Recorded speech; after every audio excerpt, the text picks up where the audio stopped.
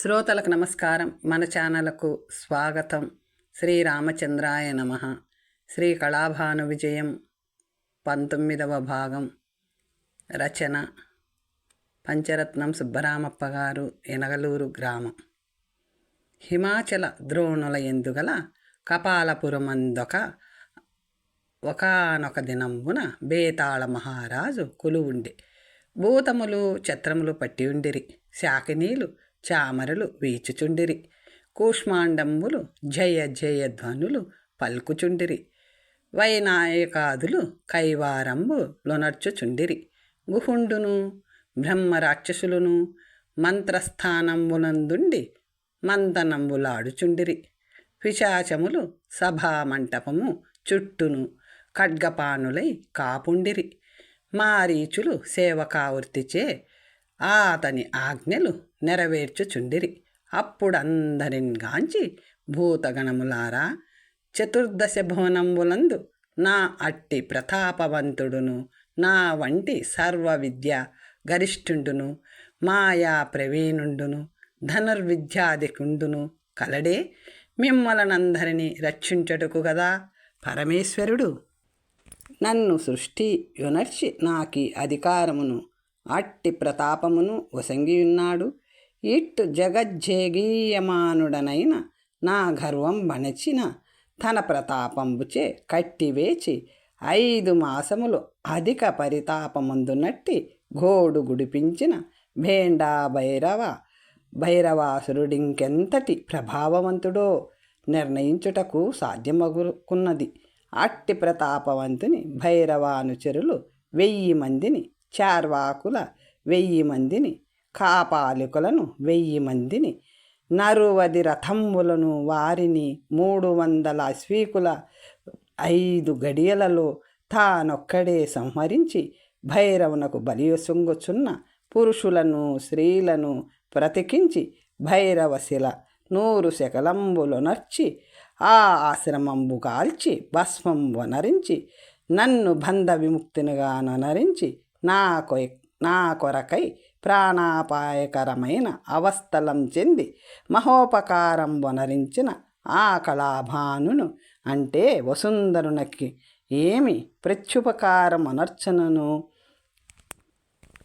ప్రచండ తప మధ్య నిక్షిప్త కర్పూర దీప కళికంబోలియుండునే కాని వేరు కాదు. అందుచే అమ్మహాత్ముడి భూలోకమ్మందెంత కాలముండునో అంతవరకు నేనాతని భృత్యుండనై ఉండెద. నా భృత్యులైన మీరందరమ్మహాత్ముని దాసులై అతడేది అగుపరిచిన అయ్యది ఉనర్చుచుండు. మన పురమునకు ఒక్కొక్క యోజన దూరమందిందే కోనయందొక ముని ఆశ్రమంబు కలదు. అందొక మహర్షియు తపస్వియు నున్నవారు. వారలకు ప్రతిదినమును గంధములను సమిదలు దర్భలు పుష్పములు గైకుని పోయి శబరార్కుల వలె నొసంగుచుండు. వారికి ఏ విధమైన క్రూర మృగోపద్రవములు లేకుండునట్టు 60 మంది అహర్నిశల ఆలయమందును ఖడ్గపానులై కాపాడుచుండు. 2 లక్షల భూతములు ఈ భరతఖండంబునందు గల 14 దేశములలో పాంచాల ఆంధ్రదేశములు తప్ప మిగతా 72 దేశాధీశ్వరులంచెంతకు మానవాకారముచే అనేక ఆయుధధరులై పోయి పట్టణములు ముట్టడించి తొలుత నీ ఆజ్ఞాపత్రికం చదివి వినిపింపుడు. ఇదే ఆజ్ఞాపత్రికం చదివెద వినుండు. భూపతులారా, కళాభాను సార్వభౌముడు మీకందరకును తెలియజేయుచున్న ఆజ్ఞ ఏమనగా, ఇదే మా సైన్యమును మీ దేశములపై దిగ్విజయార్థమై పంపియున్నవాడ. మీకు ఇష్టమున్న యుద్ధమనర్పుడు లేక దాసోహమనియు చెప్పి కానుకలు సమర్పింపుడు. ఇప్పటి నుండియు దాన జ్ఞాన జప క్షమ శమ ధమ ధ్యానాది శుద్ధాత్ముండన్ దీనాధారుండు ఘోర భైరవ హరోద్దీప్తుండు భూతేశ స్వస్థాన స్థాపుండ అజేయుండద్భుత మహత్వ ప్రాజ్ఞుడా శ్రీకళాభానుండి భరతాఖ్య ఖండ విభౌండు భద్రంబు సత్యంబికన్ శ్రీపాదశర్మ ప్రధానామాత్య శస్త్రధారి వారొప్పుకొని కానుకలర్పించిన సరి లేకున్నా యుద్ధమునరించి జయించి ఆ రాజులను బంధించి తీసుకొని రండు 25,000 భూతములు మానవాకారములతో సమస్త ఆయుధ సమేతులై ఆంధ్రదేశమున గోదావరి నదీ తీరమునందున్న మహేంద్రవరము చెంతకు చెని ఆ పట్టణమును ముట్టడించి ఆ రాజేంద్రుని సభలో ఈ ఆజ్ఞాపత్రికను చదువుడు. విజయనగరేశ ఆ అరాచక సమయంబునందారాంధ్రదేశము ప్రజాసమ్మతిచే మీ కైవసంబుకుని నాడాదిగా పరిపాలించుచుండి ప్రజోపకారమనర్చితిరందులకు సంతసించితి. ఇప్పుడా నరేంద్రచంద్ర భూపాలుడు అరుదెంచి మరలా తన రాజ్యం వసంగవలసిందని సందేశము అంపియుండినను తిరస్కార భావము సూచింపుచు దురాశా పిశాచగ్రస్తులై మదోద్రేకమునున్న వారనియు ఆ రాజేంద్రుడు తన పుత్రుని అరయుచు మరలా హిమాలయారణ్యముల కరిగియున్నవాడనియు తెలియచున్నది. మీరి క్షణమందే సమస్త రాజ్య పాలనా సాధనంబులు విడచి కట్టుబట్టలతో మీ విజయనగరంబుకు జనుడు అటు కాదేని వినుడు.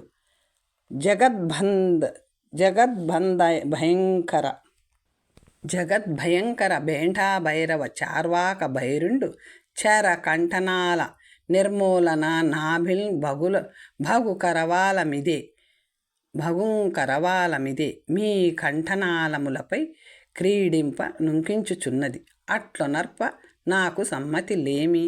నీ సామవాక్యములు మీకు సందేశమంపియున్న వాడ తిరస్కరించితిరేని ఈ మహేంద్రవరం నుండి ఉద్వాసమవుటయే కాక మీ వంశానుగతంబగు విజయనగరంబును కోల్పోయేద.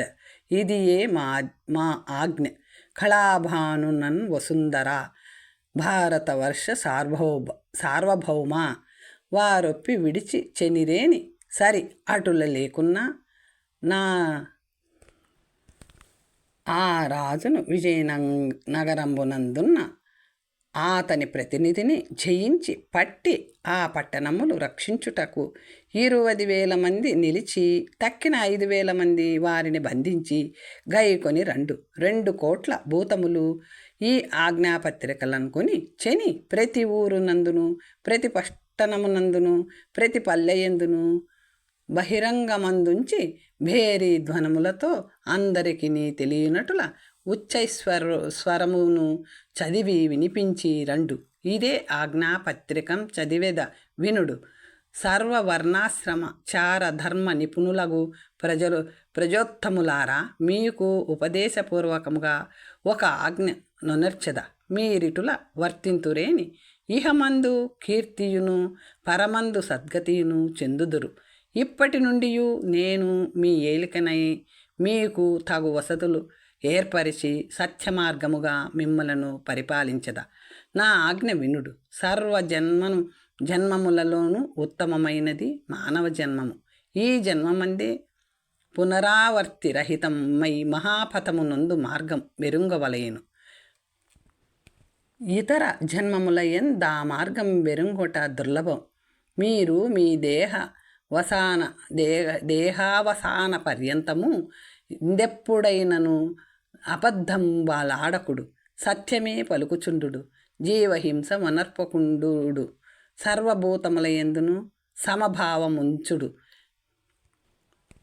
మీ మనమునందు కామ క్రోధాదులకు చోటియ్యకుడు, దీనజనులయందు కరుణ వహింపుడు, పరశ్రీలను తల్లుల వలె చూడుడు, పరద్రవ్యములపై ఆశ వదిలి మీ కృషి వాణిజ్యాదులచే పరమేశ్వరుండు మీకెంత మాత్రము లాభమొసుగునో అంతటితో తృప్తి చెందుడు. అనవరతము ధర్మకార్యములయందే మీ మానసములుంచుడు. పరుషముగా పరుల హృదయమును నొచ్చునటులా మాటలాడకుడు. నిర్నిమిత్తముగా ఒకరి సొత్తునకై వాదులాడి కయ్యములకు కాలు ద్రొవ్వి వ్యవహారములు ఒనర్చి అపరాధి స్థానములందు నిలిచి న్యాయవాదులకెక్కువ ద్రవ్యం మొసంగి తుదకు విఫల ప్రయత్నులై నష్టద్రవ్యులై భ్రష్టు పట్టి దుఃఖింపకుడు. ప్రతి ఊరునందును సమస్త సద్గుణ సార్వభౌముండగునొక ఒకరు ఊరును పెద్దగా నియమించుకొని అతని వాక్యానుసారము వర్తిల్లుచుండు. పరులకున్న సంపదలు చూచి అసూయ పడుకుడు. పూర్వజన్మమునందొనర్చిన సుకృతమునకు ఫలితముగా వారైశ్వర్యవంతులై ఉందురు. అందుచే మీరు దుఃఖించినంత మీకు ఆ పదవి లభింపదు. మీ దేశాచారములెవ్వియో, మీ దేశీయులు ధరించు దుస్తులెవ్వియో అవియే ప్రాధాన్యముగా ఎంచుకొని అనుభవింపుడు. పరదేశ వస్తు విశేషములు ఎంతటి స్వల్ప మూల్యమునకు అబ్బినను ఉపయోగింపకుడు. చండాల కిరాతక నిషాద బురుడగాది నిమ్న జాతీయుల యందు బహుదయారసంబులుంచి వారికి జీవనోపాయములు అమర్చి కాపాడుడు. మద్యపానమునరింపుకుడు. మాంసాహారమును విడిచిపెట్టుడు. పెద్దలను కన్నప్పుడు వినయం చూపుడు. బ్రాహ్మణ జాతీయులై బ్రాహ్మణాచార పరాయణులై వేదాధ్యయన సంపన్నులై సత్యవాక్యానిష్టాగరిష్ఠులై వ్రతదాన జ్ఞాన దైవోపాసనాపరులై ఉన్న అగ్రజన్మలకు బ్రహ్మహత్యంబును వందనం వనరింపుడు. వారి ఆశీర్వచనంబులు పొందుచుండు. తల్లిదండ్రుల కన్నను వేరు దైవం లేరు కాన వారి మనములు రంజింప చేయుచు బహుభక్తి చూపుచుండు. మీ యోగ్యతానుసారము మీకెట్టి అధికారము లభించి ఇండినను న్యాయ పరిపాలన వనరింతురు. కానీ లంచములు కొని న్యాయాన్యాయములను విచారింపక పక్షపాతముగా ఆజ్ఞ చేయకుడు. బ్రాహ్మణుడై ఉండియు తన ధర్మములను తానాచరింపక న్యాయాన్యాయములు యోచింపక తల్లిదండ్రులను అర్చింపక సహధర్మచారిణియకు భార్యను ఆదరింపక పితృకార్యములు విడిచి దైవోపాసన విడనాడి శూద్రప్రాయములై ఇతర వర్ణముల వారితో కలిసి భోజనపానాదులు వనర్చుచు కర్మభ్రష్టులై దుష్కృత్యములకు లోనై స్వధర్మ బాధక ధర్మానుపారులైన బ్రాహ్మణ భ్రువులం చూచి గౌరవింపకుడు.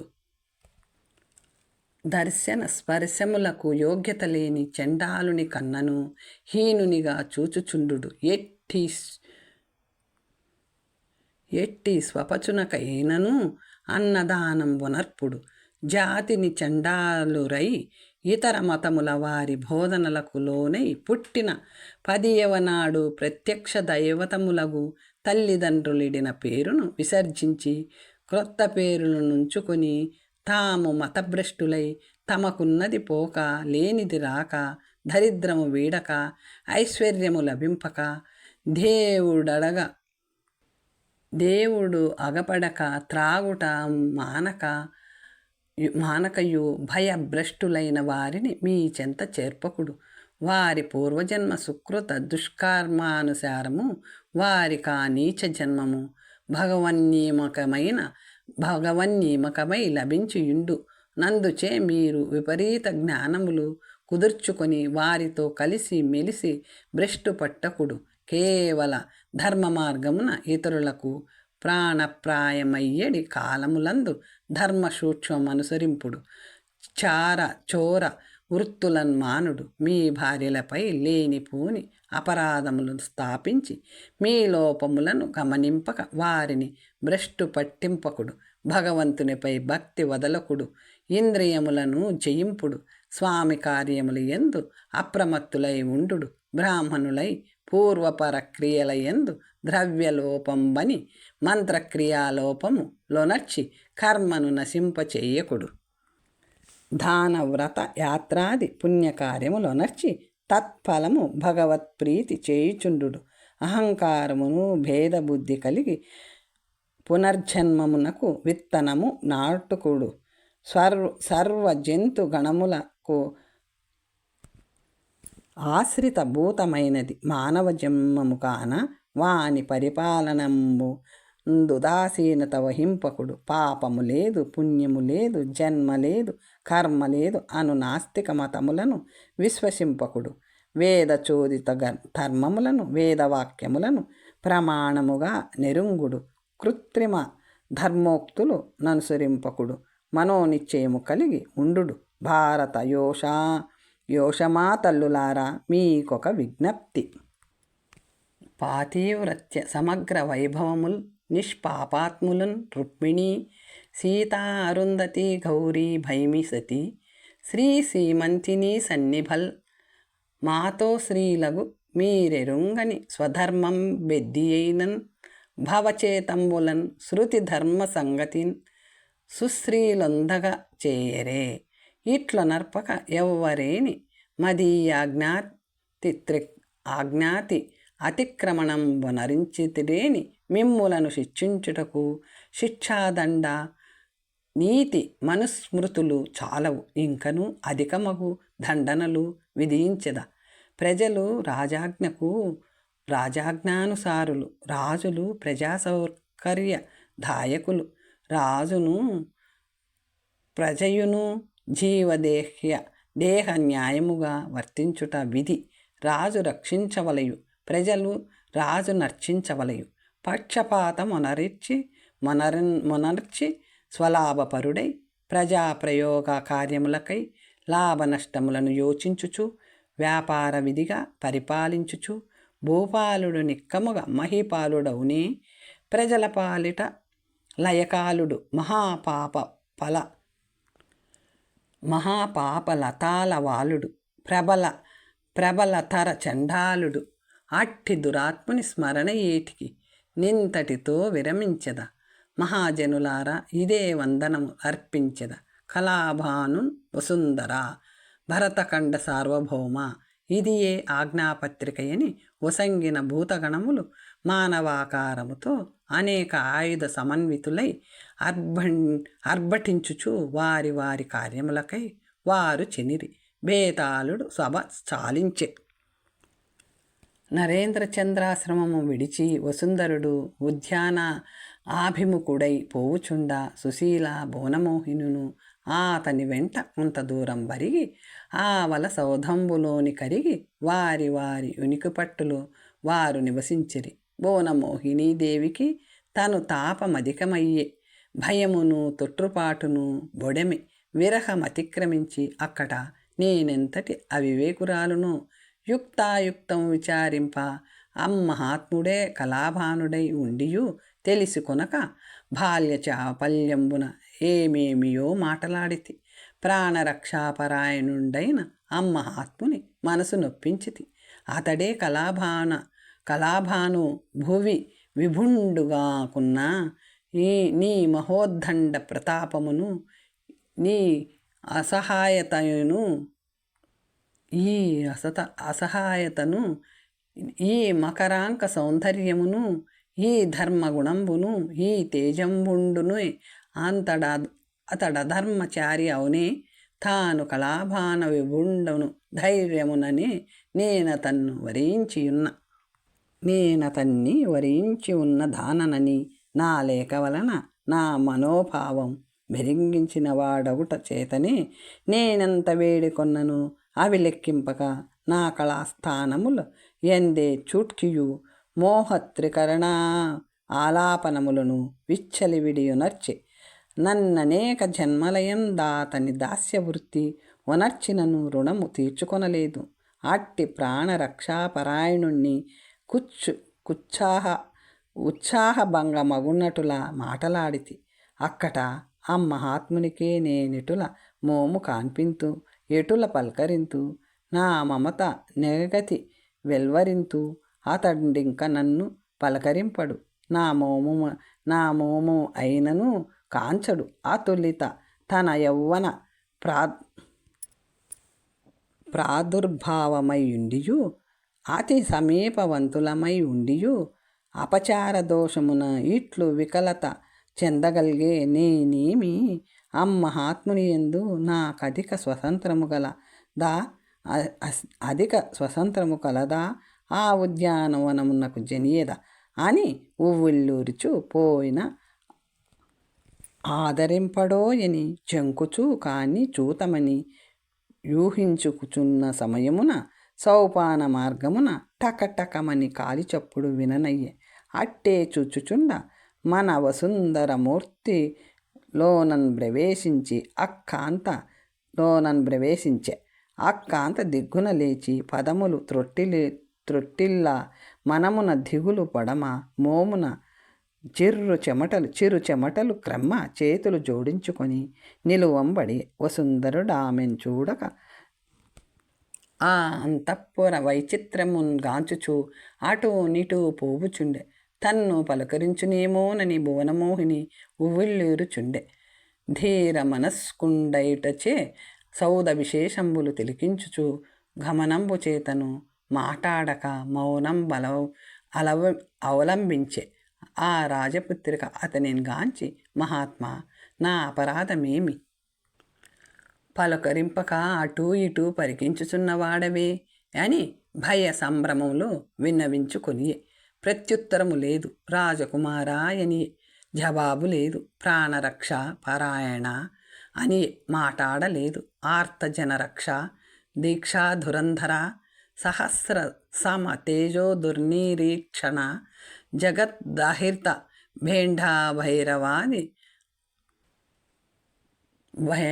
భైరవాది దాన వ్రాత నిర్మూలన పలుకవేలాయని పలుమరు నాతని వెంట మంజీర ఝల్ ఝుల్ ధనుల లుప్పతిల్ల మందగమనంబున చెనుచు పలకరింపదొడిగి. వసుంధరుడామెను చూడకయే పరపుష్పులతో పరాంగనలు విచ్చలవిడి పలుమారులు పలుకరించుట న్యాయమగునే బాలా, నీవే యోచింపుమని అంతవారిరువురు ఈ రీతి సంభాషణ మొనర్చిరి.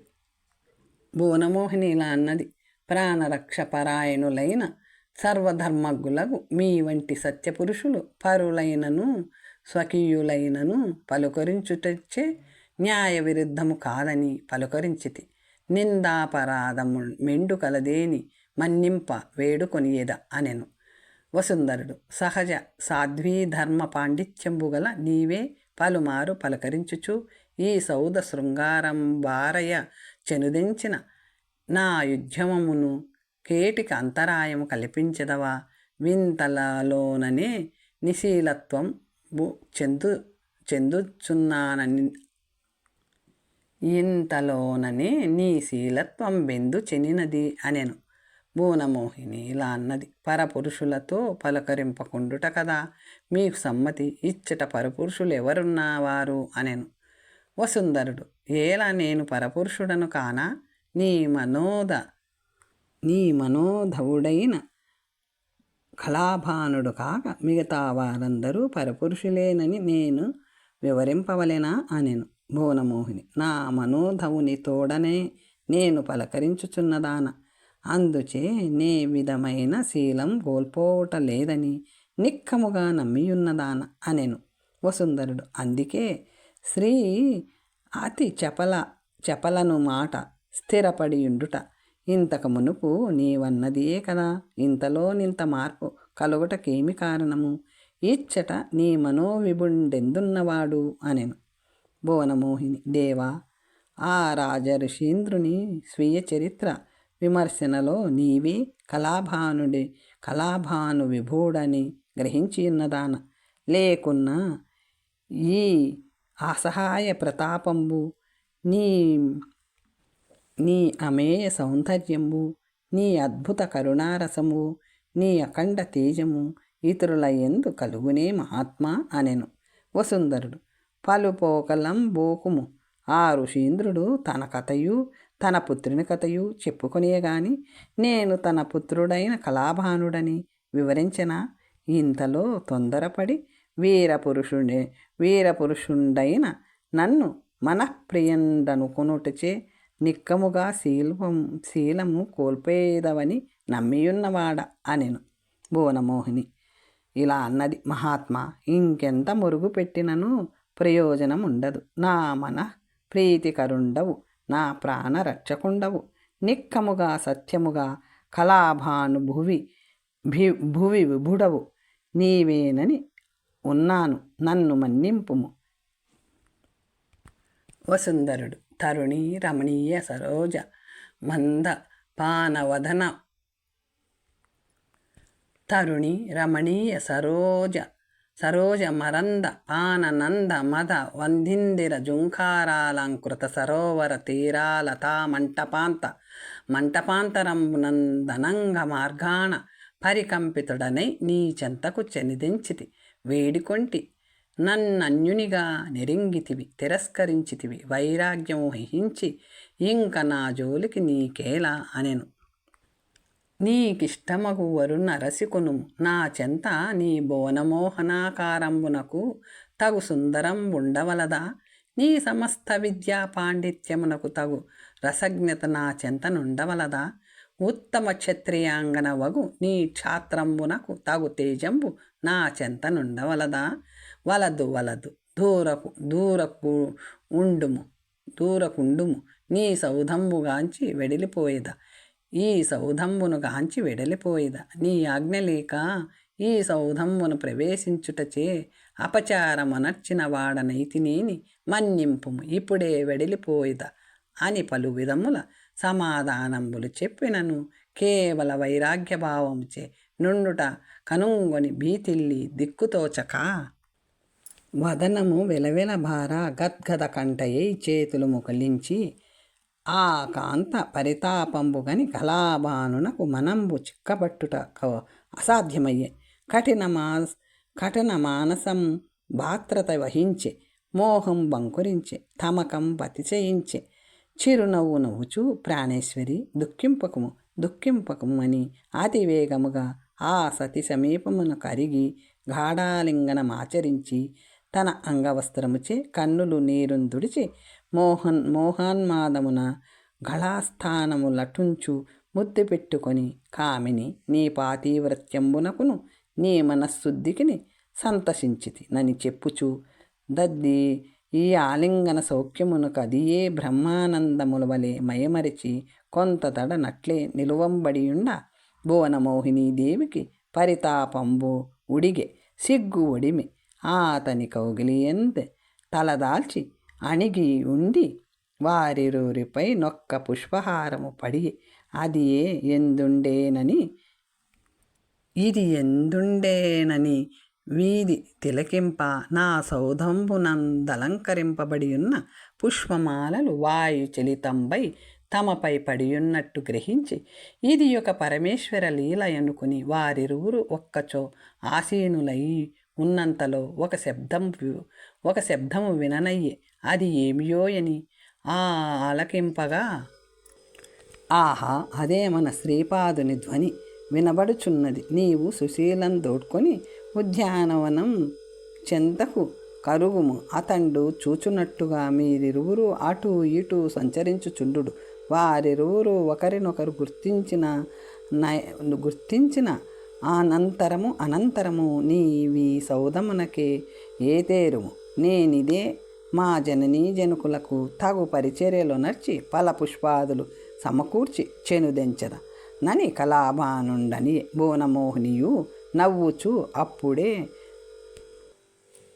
ఇప్పుడై ఎన్నను మా నీ జనకులను అమ్మహనీయులను సమ్మతించి తిరిగదా.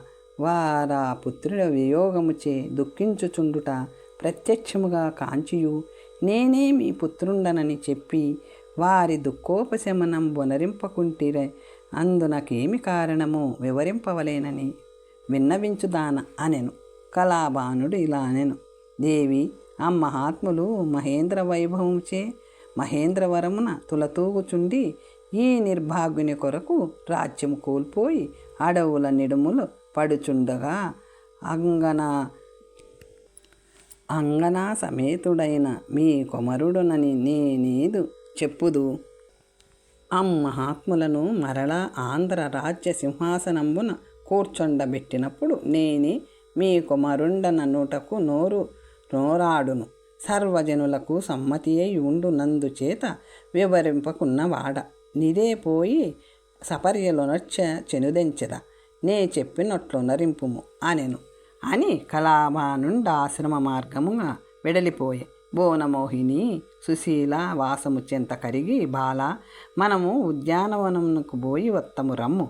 అనవరతము మిట్లొకటే విధమున చింతిల్లుచున్న దేహయాత్ర బహు దుష్కర ముఖాదే, లెమ్మనియే. సుశీలయును కన్నుల నుండి వెడలు నీరును తుడుచుకొని వేడిని తూర్పుచే లేచి, అమ్మ నేనేమియూ చింతిల్లలేదు. శీఘ్రముగా మాతాపితరుల సన్నిధికో లేక శ్రీపాద శర్మ వారి సమీపమునకో తుదకు దేహ